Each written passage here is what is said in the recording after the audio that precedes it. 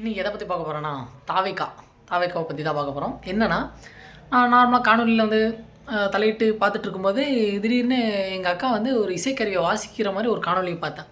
சரி பார்த்துட்டு நானும் சிரிச்சுட்டு சரி கூப்பிட்டேன். அக்கா கூப்பிட்டு ரொம்ப நாள் ஆச்சு பேசி, சரி கூப்பிட்டு நானும் பேசிகிட்டு இருந்தேன்.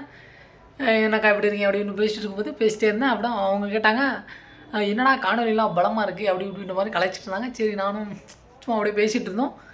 அதுக்கப்புறம் திடீர்னு என்ன பார்த்தா, என்னடா உன்னோட காணொலிலாம் தாவேக்காவை பற்றி எதுவும் பேச மாட்டேங்கிற ஏன்டா அப்படின்ற மாதிரி சொல்கிறாங்க. இல்லை எனக்கு அரசியலை பற்றி எதுவும் தெரியாதுக்கா, நான் என்னக்கா போடுறது அப்படின்ற மாதிரி நானும் சொல்லிட்டு இருந்தேன். அதுக்கப்புறம் பார்த்தீங்கன்னா அவங்க இருந்துட்டு சொன்னாங்க, இது ஏன் இப்போ தாவேக்கை பற்றி நான் என்ன பண்ணோம் அப்படி மாதிரி கேட்டதுக்கு அவங்க சொன்னாங்க, இல்லைடா போடுறா அப்படி இப்படின்னு சொல்லிட்டுருந்தாங்க.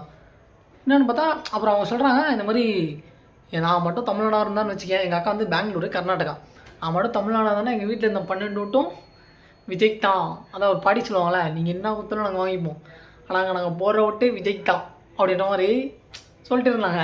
எனக்கு ஒன்றும் புரியல. அப்படி என்ன ஒரு தீராத காதல் விஜய் மேலேன்னு எனக்கு தெரியல. விஜய் அண்ணாமலை மன்னிச்சிடுங்க. அப்புறம் வந்து பார்த்திங்கன்னா கீழே அவங்க ஒரு தற்குறி நீ ஒரு தற்குறி அப்படின்னு அவனா அது வந்தீங்க அவ்வளோதான்.